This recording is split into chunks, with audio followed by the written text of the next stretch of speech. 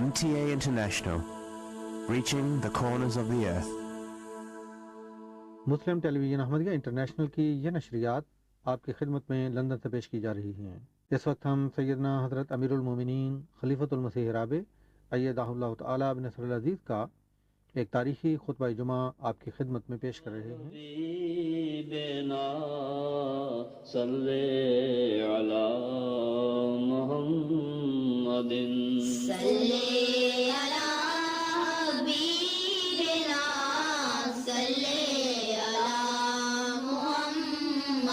صلی علی رسولنا صلی علی محمد صلی علی رسولنا صلی علی محمد صلی علی محمد صلی علی محمد صلی علی محمد صلی علی محمد صلی علی محمد السلام علیکم ورحمۃ اللہ۔ اذان دے دیں۔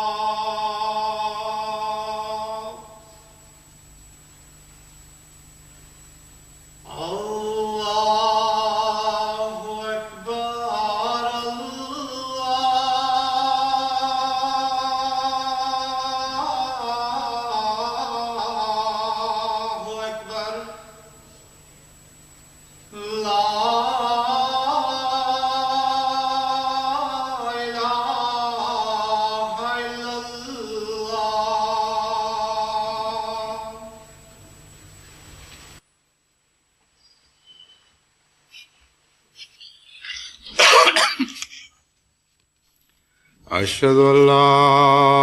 إله إلا الله وحده لا شريك له وأشهد أن محمدا عبده ورسوله أما بعد فأعوذ بالله من الشيطان الرجيم بسم الله الرحمن الرحيم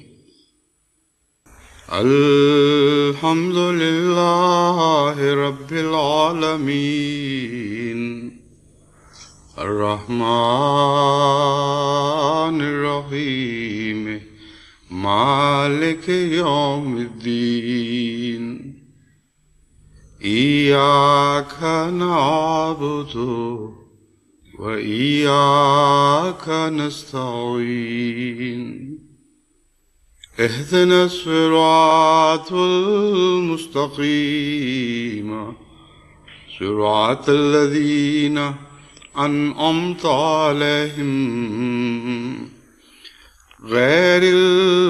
المغضوب عليهم ولا الضالين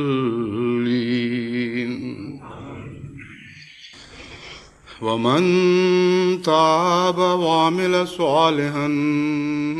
فإنه يتوب إلى الله متابا والذين لا يشهدون الزور وإذا مروا باللغو مروا كراما والذين إذا ذكروا بآيات ربهم لم يخروا عليها صما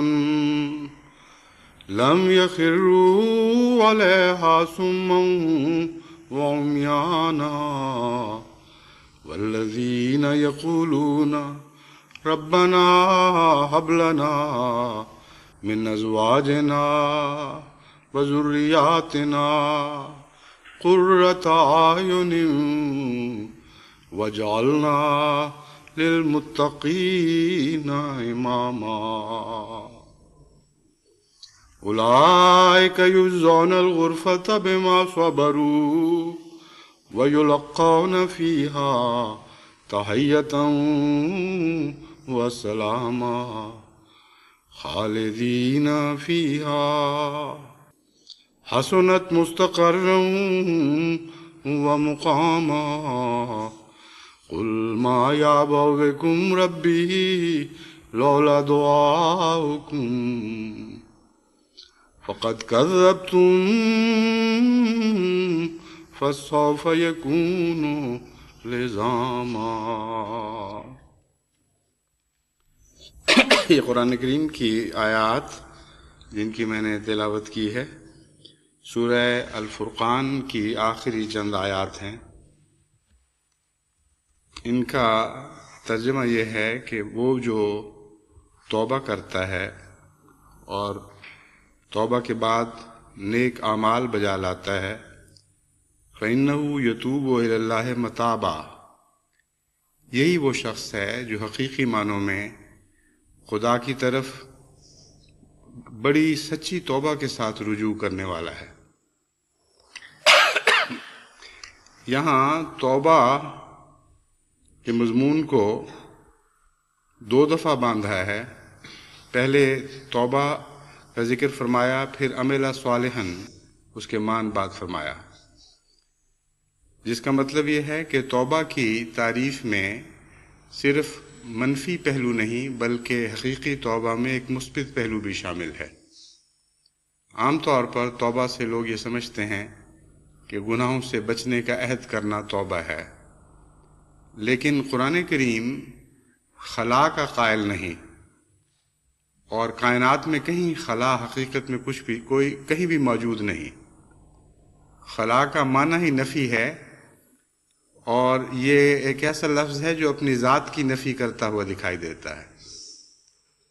بس یہ وہم کہ دنیا میں کہیں خلا ہے یا ساری کائنات میں کہیں خلا ہے، یہ محض وہمہ ہے، اس میں کچھ بھی حقیقت نہیں. جس جگہ آپ خلا سمجھتے ہیں وہاں ماحول سے کچھ نہ کچھ اندر سرایت کر کے اس جگہ کو بھرنے کی کوشش کرتا ہے۔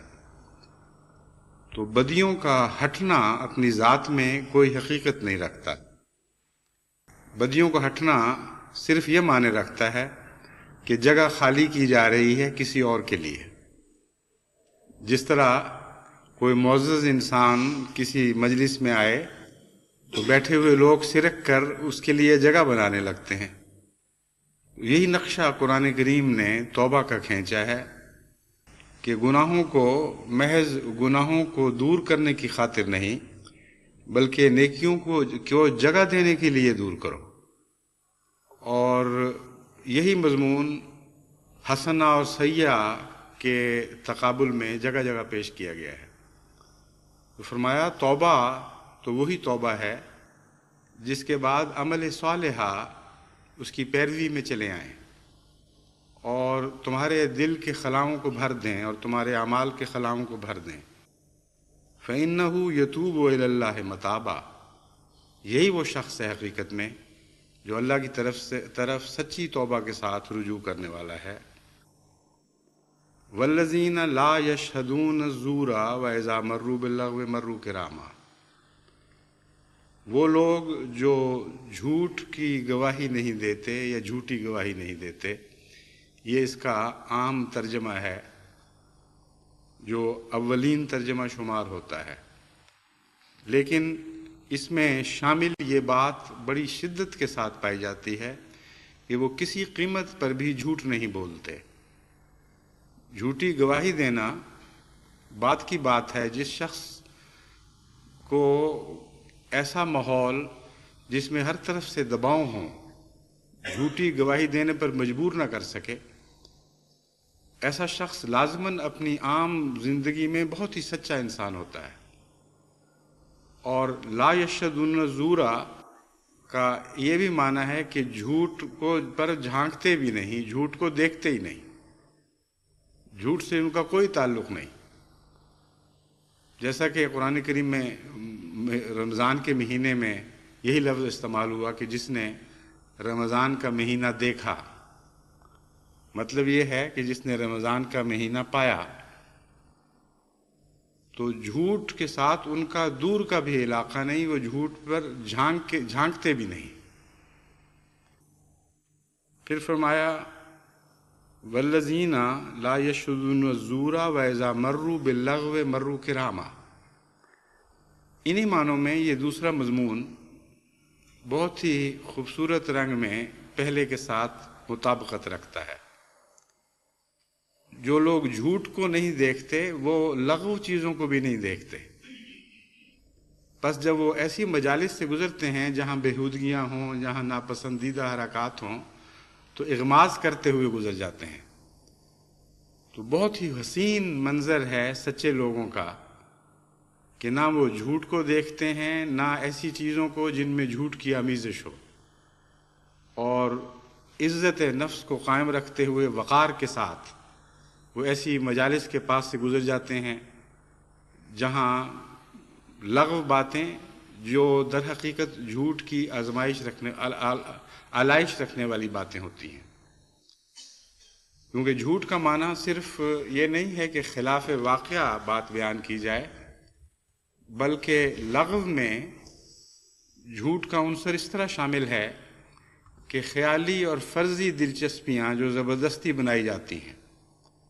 اور ان کا انسانی زندگی کی حقیقت سے کوئی گہرا تعلق نہیں ہوتا۔ بس ایسی تمام دلچسپیاں جیسے جوا ہے اور اس قسم کی لغویات ہیں جو در حقیقت مصنوعی طور پر انسانی زندگی کو الجھانے کے لیے بنائی جاتی ہیں، یہ ساری جھوٹ ہیں۔ تو جھوٹ کے مضمون کو زیادہ لطافت کے ساتھ، مزید وضاحت کے ساتھ یوں بیان فرما دیا کہ لا یشهدون الزور واذا مروا باللغو مروا كراما والذین اذا ذکروا بآیات ربهم لم یخروا علیہا صما وعمیانا، یہ وہ لوگ ہیں کہ جب بھی خدا تعالیٰ کی آیات ان پر پڑھی جاتی ہیں، لم یخروا علیہا صما وعمیانا، وہ ان سے ایسا سلوک نہیں کرتے جیسا کوئی باتیں سننے والا بہرا ہو یا کوئی مخاطب اندھا ہو جس پر نہ کلام کا حسن اثر کرے نہ کلام کرنے والے کا حسن اثر کر سکتا ہو۔ دو ہی طرح سے انسانی زندگی متاثر ہوا کرتی ہے، یا تو نصیحت سن کر یا نصیحت کرنے والے کے حسن سے متاثر ہو کر۔ تو سمن و عمیانہ میں یہ دونوں مضمون اس طرح باندھ کر بیان کر دیے گئے کہ بعض لوگ نصیحت کرنے والے کو دیکھا کرتے ہیں، اگر وہ صاحب وقار ہو، صاحب عظمت ہو، اس کے حسن سے انسان متاثر ہو تو اس کی کڑوی باتیں بھی انسان برداشت کرتا ہے اور اس کی مشکل نصائح پر بھی عمل کرتا ہے۔ بعض دفعہ نصائح اتنے حسین رنگ میں پیش کی جاتی ہیں کہ کہنے والا کوئی بھی ہو ان کو سن کر انسان ان سے متاثر ہو جاتا ہے۔ فرمایا یہ وہ لوگ ہیں جن کی صفات یہ بیان کی گئی ہیں کہ یہ لوگ کبھی بھی نصیحت سے بہروں والا سلوک نہیں کرتے اور نصیحت کرنے والے سے اندھوں والا سلوک نہیں کیا کرتے۔ اس کا پہلے مضمون سے یہ گہرا تعلق ہے کہ نصیحت سننا اور نصیحت پر عمل کرنا کچھ تقاضے کرتا ہے۔ ہر انسان نصیحت پر عمل کرنے کی اہلیت نہیں رکھتا، خصوصاً وہ لوگ جو جھوٹے ہوں اور وہ لوگ جن کو لغویات کی عادت ہو، ان کے لیے نصیحت پر عمل کرنا بہت ہی مشکل کام ہے۔ چنانچہ مجھے جو بعض احمدی خواتین کے خطوط ملتے ہیں جن کے خامند نیک نہیں، ان کو دنیا کی دلچسپیوں میں کا زیادہ خیال ہے بنسبت دین کی ذمہ داریوں کے، بعض ایسی نیک مائیں ہیں جو ان کے نیچے اس طرح زندگی بسر کرتی ہیں جیسے حضرت آسیہ نے فرعون کے نیچے زندگی بسر کی تھی۔ گو وہ شدت نہیں لیکن کسی حد تک مضمون وہی ہے جس کا کسی حد تک ان کی زندگی پر بھی اطلاق پاتا ہے۔ بس ایسی عورتیں جن کی زندگی کسی نہ کسی رنگ میں آسیہ سے مشابہ ہیں، وہ بڑے دردناک طریق پر مجھے خطوط لکھتی ہیں اور کہتی ہیں ہم چاہتی ہیں بچوں کی اچھی تربیت کریں، لیکن ہمارا ماحول ایسا ہے کہ جس میں ہمارے لیے بڑی مشکلات ہیں۔ خامند نماز نہیں پڑھتا، خامند فلاں چیز کا عادی ہے، خامند فلاں بات کا عادی ہے، دنیا کی لغویات میں محو ہے۔ اور بعض دفعہ جب میں آپ کا خطبہ سن کر بچوں کو سناتی ہوں اور دیکھتی ہوں کہ ان پر بہت گہرا اثر پڑا ہے تو میں کوشش کرتی ہوں کہ میرا خامند بھی سنے اور اس پر بھی اثر پڑے۔ چنانچہ جب وہ آتا ہے تو میں کسی بہانے سے وہ خطبہ لگا دیتی ہوں، لیکن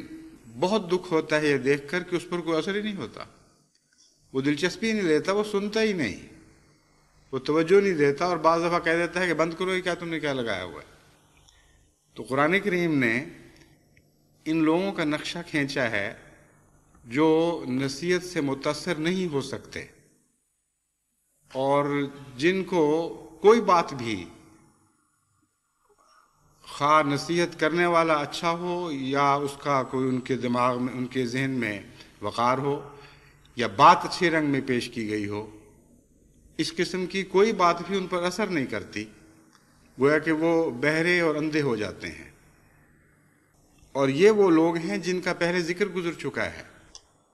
اکثر یہ وہ لوگ ہیں جو جھوٹے ہیں، جھوٹی گواہیاں دینے والے ہیں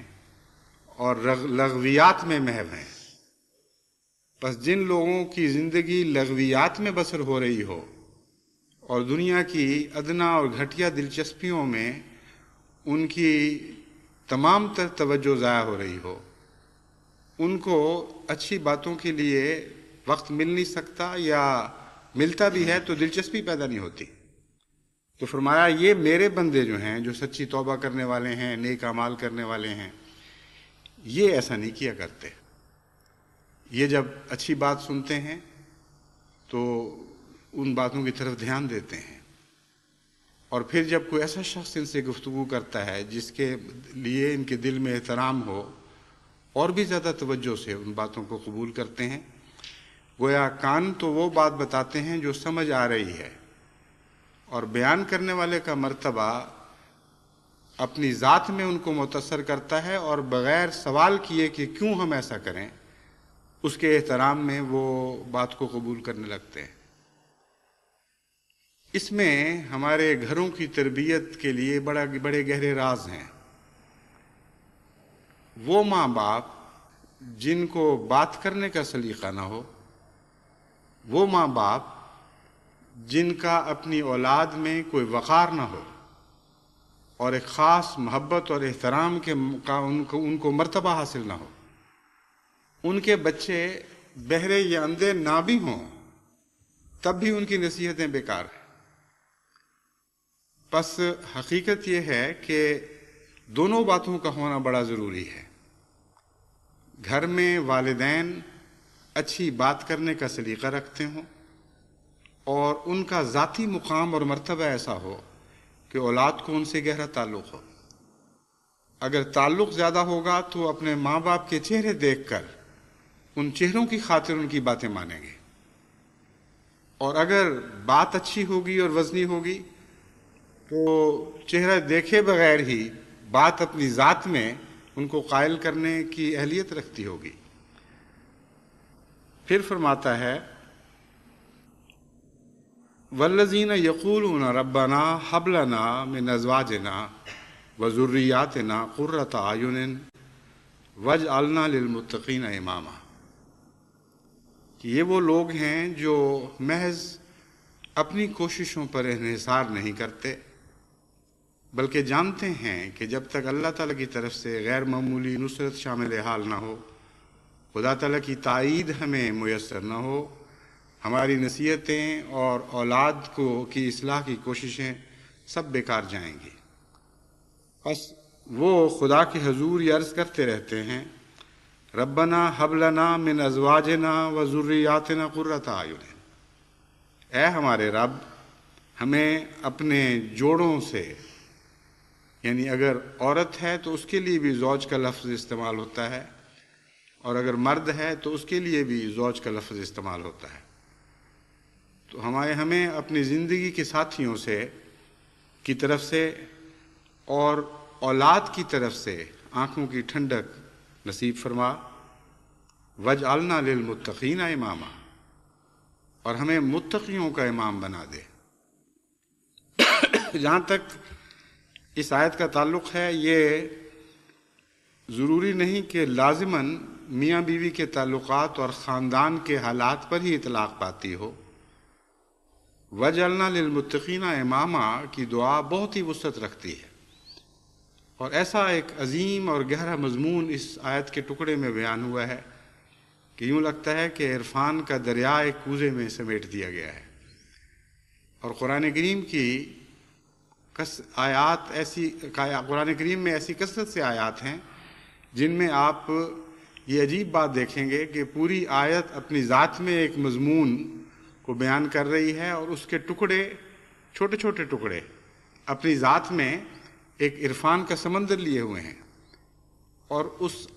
آیت سے جس کا وہ ٹکڑا ہے الگ کر کے بھی ان کو پڑھا جائے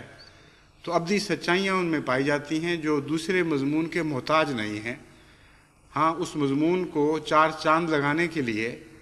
موتیوں کی طرح یا ہیروں اور جواہر کی طرح اس میں جڑے ہوئے ہوتے ہیں۔ بس یہ جو مضمون ہے اس کو میں نے آئندہ اسی سلسلے میں ایک خطبے کے لیے اٹھا رکھا ہے، وہ میں پھر بیان کروں گا۔ اس وقت میں گھریلو ذمہ داریوں سے متعلق ہی چند باتیں آپ کے سامنے رکھنی چاہتا ہوں جو اسی کلام الہی کی روشنی میں ہیں۔ فرمایا وہ دعا کرتے ہیں کہ اے خدا ہمیں اپنی بیویوں کی طرف سے آنکھوں کی ٹھنڈک نصیب کر۔ وہ خاوند جن کا ذکر کیا گیا ہے وہ اکثر ایسے لوگ ہوتے ہیں جن کو اپنی بیویوں سے آنکھوں کی ٹھنڈک نصیب نہیں ہوتی، اور اس لیے وہ باہر دنیا میں بھاگتے ہیں، اور اس کی بہت سی وجوہات ہیں۔ معاشرے میں کفر کی شادیاں نہ کرنا بھی ایک اس کی وجہ بن جاتی ہے۔ بعض دفعہ عورت اپنی ذات میں نہایت نیک اور سلجھی ہوئی اور وفادار اور خاوند کی خدمت کرنے والی، اس کے حقوق ادا کرنے والی ہے، لیکن اس شادی کا جوڑ ملانے والوں نے خاوند اور بیوی کے مزاج کا، ان کی عادات کا جوڑ نہیں ملایا۔ چنانچہ ایسا خاوند گھر سے باہر گھر محسوس کرتا ہے اور گھر کے اندر یوں لگتا ہے جیسے گھر سے باہر نکل گیا ہے، اور گھر کے اندر کا ماحول اس کو اس طرح بے چین کرتا ہے جس طرح مچھلی پانی سے باہر آ گئی ہو۔ تو یہ ساری کیفیت الٹ جاتی ہے بالکل۔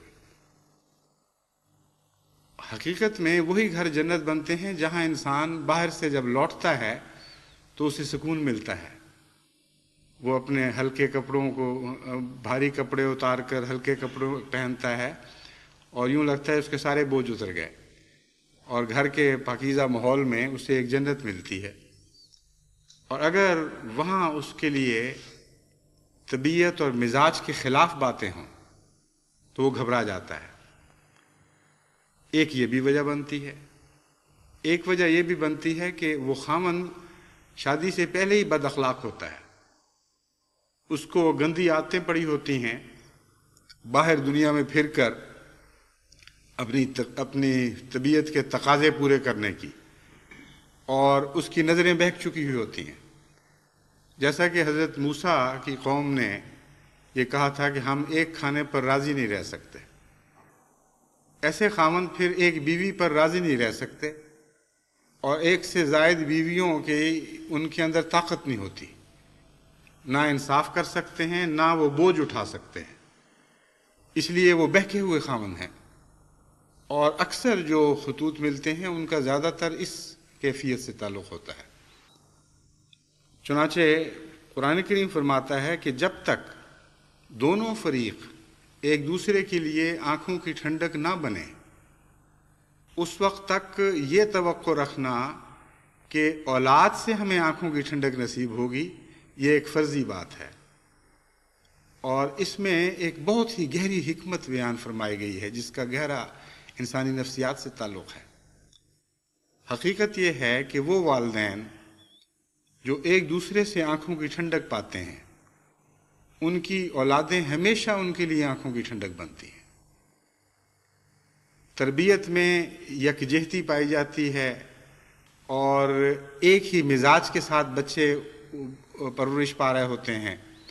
اور وہ ماں باپ جو ایک دوسرے سے سچا پیار کرنے والے اور ایک دوسرے کا ادب کرنے والے اور ایک دوسرے کا لحاظ کرنے والے، ایک دوسرے کی ضروریات کی طرف دھیان رکھنے والے اور اخلاق سے پیش آنے والے ماں باپ ہوتے ہیں، ان کی اولاد بھی اپنے ماں باپ سے بھی پیار کرنے والی بنتی ہے اور آپس میں بھی ایک دوسرے کے ساتھ نسبتاً بہتر تعلقات قائم کرتی ہے، اور ایسی اولاد پھر ماں باپ کی آنکھوں کی ٹھنڈک بن جاتی ہے۔ تو قرآن کریم نے دعا میں بھی کیسی عمدہ ترتیب پیش نظر رکھی۔ فرمایا پہلے یہ دعا کیا کرو کہ اے خدا ہمیں ایک دوسرے کی آنکھوں کی ٹھنڈک تو بنا دے، اور جب ہم ایک دوسرے کی آنکھوں کی ٹھنڈک بنیں گے پھر ہمارا یہ حق بنتا ہے کہ تجھ سے یہ التجا کریں کہ اب اگلی منزل بھی ہمیں عطا کر، جو اسی مضمون کی بالائی منزل ہے۔ یعنی پہلے ہمیں ایک دوسرے کی آنکھوں کی ٹھنڈک عطا کر، پھر ہم اولاد کی طرف سے بھی آنکھوں کی ٹھنڈک پانے والے ہوں۔ تو دو مضمون اوپر تلے بیان ہوئے ہیں، اور ایک کا دوسرے سے ایسا تعلق ہے جیسے ایک منزل کے اوپر ایک اور منزل تعمیر کر لی گئی ہو۔ اور اس کے بعد خدا تعالیٰ فرماتا ہے اولئک یجزون الغرفۃ بما صبروا، یہ وہ لوگ ہیں جنہیں بالا خانے عطا کیے جائیں گے، وَيُلَقَّوْنَ فِيهَا تَحِيَّةً وَسَلَامًا، اور وہ ان بالا خانوں میں تحائف پائیں گے۔ تحیہ تحفے کو کہتے ہیں، یعنی ایسی نعمتیں پائیں گے جو ان کے اعمال کی جزا نہیں ہوں گے، بلکہ اس کے علاوہ محض خدا کے فضل کے نتیجے میں انہیں نصیب ہوں گے۔ وسلامہ، اور سلامتی پائیں گے۔ آپ قرآن کریم کے تراجم میں جب اس آیت کا ترجمہ پڑھیں گے تو دو باتیں خاص طور پر دکھائی دیں گی۔ اول یہ کہ بالا خانوں کا ذکر اس طرح کیا جاتا ہے گویا واقعی ایک منزل کے اوپر دوسری منزل بنی ہے اور اس منزل میں وہ لوگ رہتے ہیں جو دوسری منزل ہے، اور دوسرا یہ کہ اس کا تعلق جنت سے ہے اور اس دنیا سے تعلق نہیں ہے۔ حالانکہ اولین طور پر اس مضمون کا اس دنیا سے تعلق ہے، اور بالا خانے سے مراد ہرگز ظاہری بالا خانہ نہیں ہے،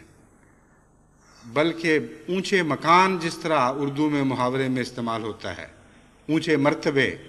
اور ہر زبان میں اونچا کا لفظ بلندی شان کے لیے اور ایک اعلیٰ مقام کے اظہار کے لیے استعمال کیا جاتا ہے، یعنی ظاہری معنوں میں اعلیٰ مقام نہیں بلکہ معنوی لحاظ سے اعلیٰ مقام۔ بس بالا خانے سے مراد یہ ہے کہ یہی وہ لوگ ہیں جن کو عزت اور شرف کے مکان ملتے ہیں، جن کو بلند مراتب نصیب ہوتے ہیں، اور یہی مکان ہیں جو دراصل رہنے کے مکان ہیں جن میں یہ لوگ رہتے ہیں،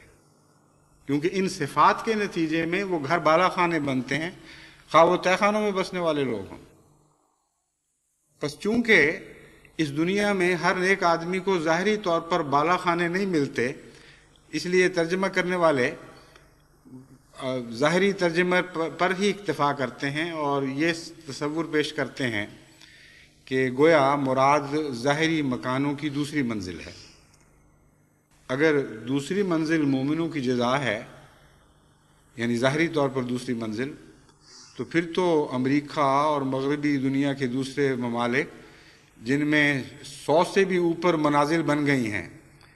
ان کے مرتبے تو ہم سے بہت بلند ہو گئے، اور ان کو تو خدا نے اتنی جزا اس دنیا میں ہی دے دی کہ اس کا ہم گویا اگلی دنیا میں بھی تصور نہیں کر سکتے۔ یہ کیسا خدا ہے جو قرآن کریم پر عمل کرنے والے، توبہ کرنے والے، نیک اعمال کرنے والوں، اور پھر ایسی ایسی پیاری دعائیں سکھا کر ان دعاؤں کے طلبگاروں کو یہ جزا دیتا ہے کہ اے خدا، ہمیں اس دنیا میں تو چلو تو نے ٹوٹے پھوٹے مکان دے دیے، کوئی بات نہیں، زمین کی سطح پر گھسٹ گھسٹ کے زندگیاں گزاری، کم سے کم اگلی دنیا میں ہمیں دوسری منزل دے دینا۔ ہرگز کسی قیمت پر یہ مضمون قرآن کریم کی طرف منسوب نہیں کیا جا سکتا، اور قرآن کریم کی شان کو گھٹانے والا مضمون ہے۔ اس لیے بالا خانہ ہمیشہ روحانی معنوں میں استعمال ہوتا ہے، اور لفظ بالا خانہ استعمال کرنا پڑے گا کیونکہ عربی میں بھی یہ انہی بالا خانے کے طور پر ہی استعمال ہوا ہے، لیکن اس کے معنی ہمیشہ یہی سمجھیں کہ عزت اور شرف کے بلند مقامات، اور دنیا میں بھی اس کا اطلاق ہوتا ہے اور یقیناً ہوتا ہے۔ یہ خیال کر لینا کہ یہ جنت کے وعدے ہیں، یہ درست نہیں ہے۔ جنت کے وعدے بھی ہیں، لیکن حقیقت میں اس جنت کا آغاز اس دنیا سے ہوگا، اور یہی قرآن کریم کی مراد ہے۔ معلوم ہوتا ہے کہ مترجمین نے اور مفسرین نے اگلی آیت کے ایک لفظ سے دھوکہ کھایا، جس میں خدا تعالیٰ فرماتا ہے خالدین فیہا، کہ یہ لوگ اس حالت میں ہمیشہ رہیں گے، اور سمجھے کہ ہمیشگی کی زندگی تو جنت میں مل سکتی ہے، اس لیے یہ وعدہ جو کیا جا رہا ہے انعام کا، اس کا تعلق اس دنیا سے نہیں بلکہ آئندہ دنیا سے ہوگا۔ حالانکہ اس مضمون کو قرآن کریم کی اسی آیت نے اگلے حصے میں کھول دیا تھا اور فرمایا حسنت مستقرم و مقامہ، یہ وہ جگہ ہے جو عارضی قیام گاہ کے طور پر بھی اچھی ہے اور مستقل قیام گاہ کے طور پر بھی اچھی ہے۔ جنت تو عارضی قیام گاہ ہے ہی نہیں، اس لیے خالدین کا ایسا ترجمہ کرنا جو اسی آیت کے اگلے حصے کے مخالف ہو، یہ درست نہیں ہے۔ ہاں، ایک پہلو سے اگر دیکھا جائے تو اس آیت کو دونوں دنیاؤں پر چسپاں کیا جائے تو مضمون خوب کھل جاتا ہے اور بہت ہی حسین مضمون ابھرتا ہے۔ پہلا معنی خالدین کا یہ ہوگا کہ یہ وہ لوگ ہیں جن کی گھروں کی، جنتوں کی حفاظت کی جائے گی اور ان کی ساری زندگی امن اور سکون سے کٹے گی، اور کبھی یہ نہیں ہوگا کہ کچھ عرصے کے بعد بیویوں کے دل خاوندوں سے بھر جائیں اور خاوندوں کے بیویوں سے بھر جائیں اور ان کی جنت جو ہے وہ جہنم میں تبدیل ہو جائے۔ ایسے نیک لوگ وہ ہیں جن کے گھر ہمیشہ ان کے لیے بالا خانے بنے رہیں گے، یعنی عزت اور شرف کا مقام بنے رہیں گے، اور ان سے اس دنیا میں اس مقام کو کوئی نہیں چھین سکے گا، اس پر یہ دوام پائیں گے۔ دوسرا خالدین کا معنی پہلی آیت کے دوسرے حصے سے تعلق رکھتا ہے، وَجْعَلْنَا لِلْمُتَّقِينَ إِمَامًا۔ فرمایا ان کی اولادوں کے لیے بھی یہ دعائیں سنی جائیں گی، اور نسلاً بعد نسلاً یہ جنت ان میں چلتی چلی جائے گی۔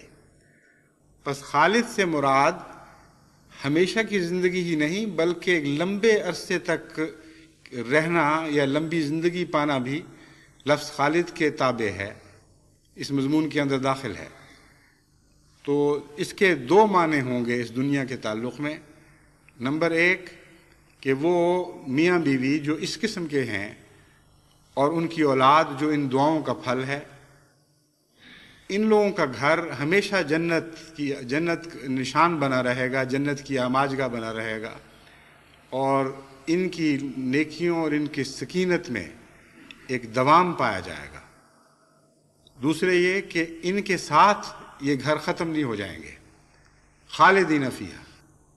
کیونکہ جن ماں باپ نے اپنی اولاد کو بھی متقی بنا لیا ہو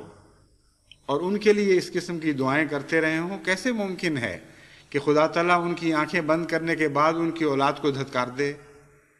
بس لازم ہے کہ یہ جنت کی نشانیاں ان کے گھروں میں نسل بعد نسل چلتی رہیں گی۔ اور مقامہ کے لحاظ سے دوسرے معنی بھی اس میں پائے جاتے ہیں کہ ان کو اس دنیا میں بھی یہ جنت نصیب ہوگی اور دوسری دنیا میں بھی جنت نصیب ہوگی، اور عارضی ٹھکانہ بھی ان کا جنت ہوگا اور مستقل ٹھکانہ بھی جنت ہوگا، یعنی مرنے کے بعد پھر ان کو ہمیشگی کی وہ جنت بھی مل جائے گی جس کا تصور عموماً ہم دوسری دنیا کے تعلق میں باندھتے ہیں۔ پھر فرمایا قل ما یعبأ بکم ربی لولا دعاؤکم، فرمایا تمہارے رب کو کچھ بھی پرواہ نہیں اگر تمہاری دعائیں نہ ہوں۔ فقد کذبتم فسوف یکون لزاما، تم نے دعاؤں کی اہمیت کو جانا نہیں، ان کی بے قدری کی ہے، اس مضمون کو بھلا بیٹھے ہو۔ پس اس کے نتیجے میں جو برائیاں تمہارے حصے میں آئیں گی وہ تمہیں چمٹ جانے والی ہوں گی۔ اور ابدا اور خالدین کے مقابل پر لزامہ رکھا گیا ہے، وہاں خوبیاں چمٹ جانے والی تھیں اور ہمیشگی اختیار کرنے والی خوبیاں تھیں ان لوگوں کے لیے جن کا ذکر پچھلی آیات میں گزرا ہے، اور ان لوگوں کے لیے جن کا منفی ذکر پچھلی آیات میں گزرا ہے، اور وہ دعا کے ذریعے اللہ تعالیٰ سے مدد نہیں مانگتے، ان کے متعلق فرمایا کہ ان کی برائیاں ان کو چمٹ کر ہمیشہ ساتھ رہنے والی ہوں گی، اور وہ برائیاں ان کی نسلوں میں بھی چمٹی رہیں گی اور آئندہ آنے والی نسلوں میں بھی چمٹی رہیں گی، یعنی ایک بد گھر دوسرے بد گھر کو جنم دے گا اور پھر وہ نسل اگلی بد نسل کو جنم دے گی، اور اس طرح یہ گندگیاں اور یہ بدیاں معاشرے میں بڑھتی چلی جائیں گی اور آئندہ نسلوں میں پھیلتی چلی جائیں گی۔ تو اس آخری ٹکڑے میں پچھلی تمام آیات کا خلاصہ مثبت رنگ میں بھی پیش فرما دیا اور منفی رنگ میں بھی پیش فرما دیا، اور یہ بھی بتا دیا کہ اپنی کوششوں پر انحصار کبھی نہ کرنا یہ ایسا تکبر ہے جو خدا کو پسند نہیں، اور امر واقعہ یہ ہے کہ تربیت اولاد کے سلسلے میں محض انسانی کوشش کام نہیں دے سکتی، اس کے بہت سے اسباب ہیں، اور تربیت کا مضمون ایسا ہے جو اتنا وسیع ہے اور اتنا پھیلا ہوا ہے کہ ناممکن ہے کہ کوئی ماں باپ اپنی کوششوں پر انحصار کرتے ہوئے اپنے بچوں کی اعلیٰ تربیت کی ضمانت دے سکیں۔ آج کل جو سائنسدان اس مضمون پر غور کر رہے ہیں وہ تو اتنا گہرا اتر چکے ہیں اس مضمون کے اندر کہ بعض ان میں سے یہ یقین کر بیٹھے ہیں کہ گویا تربیت کا تعلق خالصتاً ان کوڈڈ میسیجز میں ہے، ان پیغامات میں ہے جو کمپیوٹر کی طرح انسانی نسل کے خلیوں میں درج شدہ ہیں، اور جو جین جس قسم کا کردار بنانے والی ہے وہ ویسا ہی کردار بنائے گی، اور انسان جو چاہے کرے، بد ہی رہیں گے اور گویا نیک ہی رہیں گے۔ یہ ایک طرف کا حد سے زیادہ جھکاؤ ہے اور یہ غیر متوازن نظریہ ہے، اس کی کوئی حقیقت نہیں۔ دوسری طرف بعض لوگ کہتے ہیں کہ جینز کے ساتھ اس کا تعلق نہیں ہے، ہمارا معاشرہ ہے جو ہمیں جو کچھ چاہے بنا دیتا ہے۔ اور بعض لوگوں کا خیال ہے کہ ماں باپ کی ابتدائی تربیت کا بہت حد تک دخل ہوتا ہے۔ امر واقعہ یہ ہے کہ سارے امور ہیں، اور ان کے علاوہ اور بھی بہت سے حادثات کا بھی دخل ہوا کرتا ہے۔ ایک بچہ اتفاق سے بچپن میں گرتا ہے، سر کے بل گرتا ہے اور ایسی چوٹ پہنچ جاتی ہے جس کے نتیجے میں اگر وہ پاگل نہ ہو تو مزاج بگڑ جاتا ہے، اور بعض ایسے بچے باغیانہ مزاج رکھتے ہیں، وہ لڑتے رہتے ہیں، اور بعض ایسے بچے عادات کے لحاظ سے اس طرح بگڑ چکے ہوتے ہیں کہ ان کا ماں باپ کا یا کسی اور کا ان پر بس نہیں ہوتا۔ پھر اور بیماریاں ہیں کئی قسم کی جو بچوں کو مفلوج بھی کر دیتی ہیں، بعض ذہن پر اثر کرتی ہیں، بعض جسم پر اثر کرتی ہیں۔ تو تربیت کا مضمون اتنا وسیع ہے کہ اگر کوئی ہوش مند انسان اس مضمون کی وسعت پر نگاہ ڈالے تو ناممکن ہے کہ اس کے دماغ میں یہ تکبر کا کیڑا داخل ہو سکے کہ ہم اگر توبہ کر لیں، ہم اگر اچھے ہو جائیں، ہم نیک اعمال کریں، اپنے بچوں کی نگرانی کریں تو بچے ضرور اچھے ہوں گے۔ حضرت نوح سے زیادہ نیک تو وہ نہیں ہو سکتے، کیونکہ ایک غیر نبی کو نبی پر کلی فضیلت نہیں ہو سکتی۔ حضرت نوح سے زیادہ اعمال صالحہ بجا کرنے والے وہ نہیں ہو سکتے، کیونکہ نبیوں میں بھی حضرت نوح کا ایک غیر معمولی مقام ہے۔ ایک نبی کی خاطر اور اس کے چند ماننے والوں کی خاطر ساری قوم کو ہلاک کر دینا ایک منفی پہلو رکھتا ہے اور ایک مثبت پہلو رکھتا ہے۔ اس سے بڑی حضرت نوح کی صالحیت کی گواہی نہیں دی جا سکتی کہ خدا تعالیٰ نے اس ایک پاک بندے کے لیے اور اس کے چند ماننے والوں کے لیے ایک ایسا عظیم اپنے غضب کا نشان دکھایا ہے کہ گویا ساری قوم کی کوئی بھی حیثیت نہیں ان کے مقابلے پر۔ اور جب حضرت نوح کا بیٹا ڈوبنے لگا، یعنی ظاہری بیٹا، تو وہاں اس مضمون کو خوب کھول کر بیان کر دیا کہ ہم کیوں تجھے بچا رہے ہیں اور کیوں ان کو ہلاک کر رہے ہیں۔ انہو عمل غیر صالح، فرمایا کہ یہ بیٹا جو ہے یہ صالح اعمال نہیں رکھتا، تو تیرا کیا خیال ہے کہ ہم تیری خاطر تجھے بچا رہے اور دنیا کو ہلاک کر رہے ہیں؟ ہم تو تیرے اعمال صالحہ کی خاطر، ان کو بقا دینے کے لیے، ان کو ہمیشگی کی زندگی دینے کی خاطر تجھے اور تیرے ساتھیوں کو بچا رہے ہیں، اور جو ان اعمال صالحہ سے خالی ہیں ان کو ہلاک کر رہے ہیں۔ تو یہ بیٹا تیرا بیٹا کیسے ہو گیا جو اعمال صالحہ کی حفاظت میں اور ان کو بقا دینے کے لیے تیرے ساتھ کوئی بھی تعلق نہیں رکھتا بلکہ کاٹا جا چکا ہے؟ بس حضرت نوح کے متعلق یہ عظیم الشان گواہی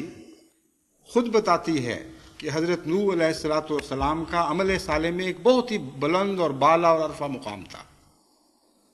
بس اس کے باوجود وہ بیٹا آپ کی زیر نظر، آپ کی آنکھوں کے سامنے غیر صالح کے طور پر بڑا ہونا شروع ہوا۔ اس کے بعد کون دنیا کا صالح انسان یہ دعویٰ کر سکتا ہے کہ میری نیکی جو ہے وہ لازماً میری تمام اولاد کو بچا لے گی؟ اس لیے نیکی اپنی انتہا کو بھی پہنچی ہو اور خدا کے ہاں قبولیت کی سند پا چکی ہو، اس کے باوجود ایسے حادثات ہو سکتے ہیں۔ اس لیے عجز کا مقام یہ ہے کہ انسان دعائیں کرے اور خدا تعالیٰ کے حضور یہ ہمیشہ عرض کرتا رہے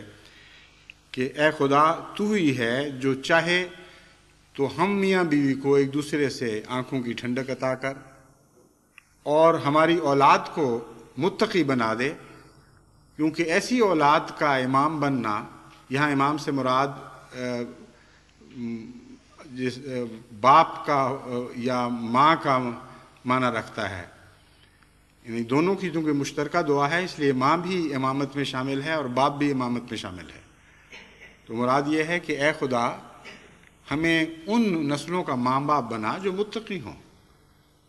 اور ان کے بغیر ہمیں آنکھوں کی ٹھنڈک نصیب نہیں ہوگی۔ اس میں ایک اور معرفت کا نقطہ تربیت کرنے والوں کے لیے بیان فرما دیا، جس کو بھلا کر پھر لوگ تربیت میں بے شمار غلطیاں کرتے ہیں۔ فرمایا اگر تمہیں تقوی کے سوا کسی اور چیز میں آنکھوں کی ٹھنڈک نصیب ہوئی تو یاد رکھنا نہ تمہارے حق میں یہ دعا قبول ہوگی، نہ تم اولاد کی تربیت کے اہل بنو گے۔ اگر تم آنکھوں کی ٹھنڈک ان کی دنیاوی ترقیوں میں ہی دیکھ رہے ہو، اگر تمہیں اس بات کا پر فخر ہے کہ بیٹی سنگھار پٹار اچھا کرتی ہے، یا کپڑوں میں اس کا ذوق اچھا ہے، یا اس کی سہیلیاں زیادہ ہیں، یا دنیا کے لحاظ سے وہ بلند مقام رکھتی ہے اور ہر دل عزیز ہوتی چلی جا رہی ہے، اور پڑھائی میں بہت اچھی ہے، اور ان باتوں پر تمہاری آنکھیں ٹھنڈی ہوتی ہیں اور تم واری جاتے اس کے اوپر اور کہتے ہو یہ دیکھو ہماری بیٹی گھر میں آ گئی، آج یہ کیا اس نے، آج وہ کیا، اور تمہیں دل کا سکون انہی باتوں میں نصیب ہو گیا، تو تم یہ دعا کیسے کرو گے پھر کہ وَجْعَلْنَا لِلْمُتَّقِينَ إِمَامًا؟ کیونکہ مانگی گئی ہے آنکھوں کی ٹھنڈک، اور آنکھوں کی ٹھنڈک کا تقوی سے تعلق باندھ دیا گیا، تو فرمایا کہ خالی منہ سے دعائیں کرنا کوئی حقیقت نہیں رکھتا جب تک اس مضمون پر تم عمل کرنے والے نہ ہو، یہ مضمون تمہاری زندگیوں کا حصہ نہ بن چکا ہو۔ بس اگر واقعی اولاد کی نیکی دیکھ کر آنکھیں ٹھنڈی ہوتی ہوں، اگر اولاد کی نیکی دیکھ کر ان کی راہوں میں آنکھیں بچھنے لگ جائیں اور انسان کا دل خوشی سے بلیوں اچھلنے لگے اور خوشی کے ساتھ سجدہ ریز بھی ہو جائے، کیونکہ روحانی دنیا میں یہ کیفیت اکٹھی پائی جاتی ہے، خوشی سے دل اچھلتا بھی ہے اور خدا کے حضور سجدہ ریز بھی ہو جاتا ہے، تو پھر تم یہ دعا مانگ سکتے ہو کہ وَجْعَلْنَا لِلْمُتَّقِينَ إِمَامًا، اے خدا ہمیں آنکھوں کی ٹھنڈک نصیب کر اور تقوی والی اولاد عطا کر۔ اس کے بغیر تمہاری اپنی خواہشات اور اپنی تمنائیں تو دنیا کے رستوں پر چل رہی ہوں، اور اپنی اولاد کی دنیا کی ترقیات سے تم راضی ہو چکے ہو، اور اگر وہ عبادت نہیں کرتے تو تمہیں دکھ نہ ہوتا ہو، اگر وہ نیکیاں اختیار نہیں کرتے تمہیں تکلیف نہ ہو، اگر وہ جھوٹ بولنے والے ہوں تو تمہارے لیے تمہارے دل عذاب میں مبتلا نہ ہو جائے، اور اگر وہ لغویات میں ایسے محو ہوں کہ ذکر الہی کے مقابل پر لغویات کو اہمیت دینے والے ہوں، تو پھر تمہاری آنکھوں کی ٹھنڈک غیر متقین میں ہے اور تمہاری یہ دعائیں بالکل کھوکھلی ہو جائیں گی۔ بس وہ لوگ جو بعض دفعہ یہ شکایت کرتے ہیں کہ جی ہماری دعائیں قبول نہیں ہوتی، آپ ہمارے لیے دعا کریں، بعض دفعہ تو ایسے لوگوں کے لیے دوسروں کی دعائیں کارآمد ثابت ہوتی ہیں، مگر ایسے مضمون میں جو میں بیان کر رہا ہوں غیر کی دعا کام نہیں آ سکتی، کیونکہ انسان کے اپنے اعمال اور اپنی نیتوں کے رخ ان دعاؤں کے خلاف عمل کرنے والے ہوتے ہیں، ان کو جھٹلانے والے ہوتے ہیں۔ دعائیں اور سمت میں ان کو لے جانے کی کوشش کرتی ہیں اور وہ دعاؤں کے مخالف سمت میں زور لگا کر آگے بڑھ رہے ہوتے ہیں۔ ان کا یہ دعا کرنا کہ یہ دعائیں ہمیں اڑاتے ہوئے ان سمتوں میں لے جائیں جن میں جو تیری طرف لے جانے والے رخ ہیں، یہ کیسی بے معنی اور لغو بات ہوگی، حقیقت میں دعا سے مذاق کرنے والی بات ہوگی۔ بس خدا تعالیٰ نے ان آیات میں جو بے شمار حکمت کے خزانے مدفون فرمائے ہیں، ان کو آپ ٹٹولیں تو آپ کو نئے نئے عرفان کے موتی ملتے چلے جائیں گے، اور ان کا تربیت اولاد کے ساتھ اور تربیت قوم کے ساتھ بہت گہرا تعلق ہے۔ بس اپنی اولاد میں نیکی دیکھ کر خوش ہوا کریں اور دنیا کی ترقیات کو سرسری نظر سے دیکھا کریں، ہو جائیں تو ٹھیک ہے، نہ ہو تو غم کی بات نہیں، لیکن اگر نیکی نہ ہو تو غم میں گھل جانا اور ایسی تکلیف محسوس کرنا کہ اولاد دیکھ لے کہ ہمارے ماں باپ ناخوش ہو گئے ہیں اور تکلیف میں مبتلا ہو گئے ہیں، یہ وہ جذبہ ہے جو حقیقت میں آپ کی دعاؤں کو طاقت دے گا۔ وہ عمل صالح جس کے متعلق فرمایا ہے کہ کلمہ طیبہ کو رفع عطا کرتا ہے، جس سے کلمہ بلند ہوتا ہے، وہ یہی مضمون ہے جو بیان کیا گیا ہے کہ ہر دعا کے ساتھ اس سے تعلق رکھنے والا اس کا ایک جوڑا نیک عمل ہوا کرتا ہے۔ یہ ضروری نہیں ہوتا کہ چند نیک اعمال ہوں تو سب دعائیں مقبول ہوں، یا کسی دعا کی قبولیت کے لیے ضروری ہے کہ تمام تر نیک اعمال ہوں۔ یہاں مضمون جوڑوں کا بیان ہو رہا ہے، اور جیسا کہ میاں بیوی کے اچھے جوڑے جس سے ایک دوسرے کے مزاج سے موافقت رکھتے ہوں دنیا میں پائے جائیں یا پائے جاتے ہیں، تو ساتھ ہی وہاں سکینت بھی ملتی ہے۔ اسی طرح دعاؤں اور اعمال کے بعض جوڑے ہیں،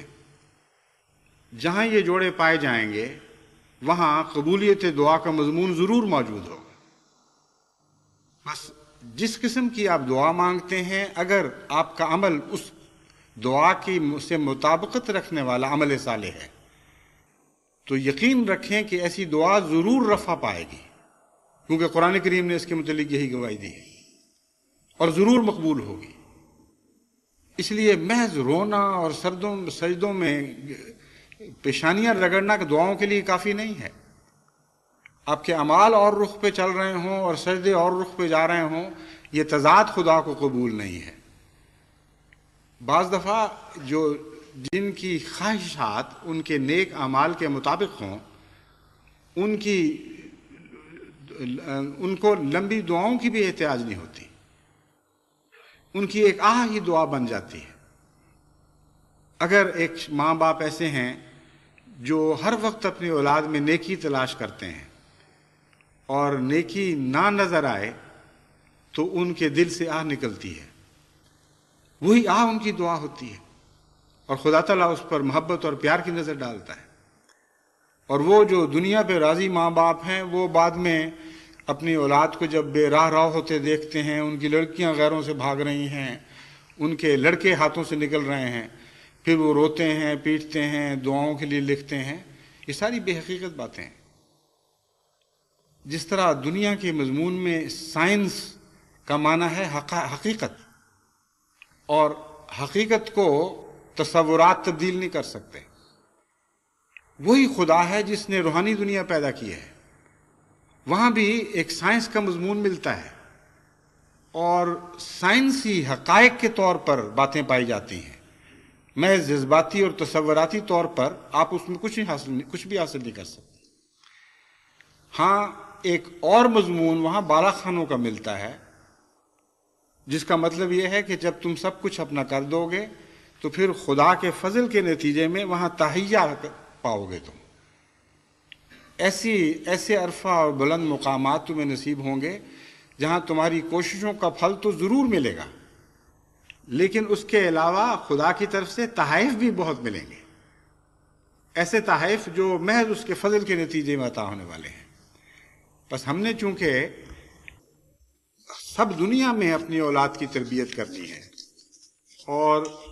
آئندہ بہت لمبے عرصے تک اپنی نسلوں کو خالدین فیہا کے مطابق بنانا ہے، یعنی خدا کا یہ وعدہ کہ وہ ہمیشہ اس میں رہیں گے، اس کے متعلق ہم نے کوشش کرنی ہے کہ ہماری نسلوں کے حق میں بھی یہ وعدہ پورا ہو اور وہ ان اعلیٰ بلند اور عرفہ مقامات پر ہمیشہ رہنے والے بن جائیں۔ اس لیے ہمارے لیے ضروری ہے کہ وہ زندگی اختیار کریں اور تربیت کے وہ رنگ ڈھنگ سیکھیں جو قرآن کریم نے ہمارے سامنے کھول کھول کر مضمون بیان فرمائے ہیں اور کھول کھول کر ہمیں تربیت کے طریقے سکھا دیے ہیں۔ اللہ تعالیٰ ہمیں آسن توفیق عطا فرمائے۔ اس مضمون کا جیسا کہ میں نے بیان کیا ہے صرف ماں باپ اور اولاد سے تعلق نہیں ہے، بلکہ یہی مضمون اپنی وسعتوں میں نظام جماعت سے تعلق رکھنے والے ہر عہدے دار پر بھی صادق آتا ہے ہر امیر پر صادق آتا ہے، ہر مربی پر صادق آتا ہے، اور وہاں یہ مضمون اور کئی لحاظ سے وسعت اختیار کر جاتا ہے۔ اگرچہ اس نے وسیع مضمون کو سمیٹنا تھوڑے وقت میں ممکن تو نہیں ہوتا، لیکن میں کوشش کروں گا کہ اس کے دوسرے پہلو کو آئندہ کسی خطبے میں پھر بیان کروں۔